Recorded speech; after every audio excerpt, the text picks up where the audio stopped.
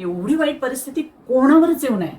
तुमच्या मुलावर, मुलीवर, भावावर, बहिणीवर कोणावरही नाही. आणि या परिस्थितीतून फक्त तुम्ही आणि तुम्हीच या मुलांना वाचवू शकता. मागील 10 वर्षात देशाचं भविष्य असलेली तरुण पिढी, विशेषतः स्टुडंट्स मध्ये सुसाईड करण्याचं प्रमाण हे 65% वाढलेलं आहे, असा अहवाल नॅशनल क्राईम रेकॉर्ड ब्युरोने दिलेला आहे.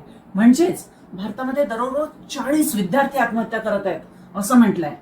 दिवसेंदिवस वाढत चाललेलं कॉम्पिटिशन, करिअरचं टेन्शन किंवा आणखी काही कारण यामुळे विद्यार्थ्यांमध्ये आत्महत्येचं प्रमाण वाढलंय. यामागे जी काही परिस्थिती असेल, जी काही कारण असतील, पण ही मुलं बहरण्याआधीच अशी संपून जाऊ नये म्हणून सर्वात जास्त खबरदारी आणि जबाबदारी ही पालकांचीच आहे. कोणत्याही परिस्थितीत मुलांना आम्ही तुमच्या पाठीशी खंबीरपणे उभे आहोत ही जाणीव, हा सपोर्ट जेव्हा लहानपणापासून मिळतो तेव्हा एवढ्या टोकाचा निर्णय घेण्याआधी ही मुलं नक्कीच विचार करतात. मुलांना जेव्हा हा विश्वास वाटतो की आई वडील आपल्याला समजून घेतात, कितीही कठीण परिस्थिती असेल तरी त्यातून बाहेर काढायला ते आपल्याला नक्कीच मदत करतात, तेव्हाच फक्त मुलं तुमच्यासोबत त्यांच्या मनात काय सुरू आहे याबद्दल शेअर करायला शिकतात आणि असा टोकाचा निर्णय घेण्यापासून दूर जातात.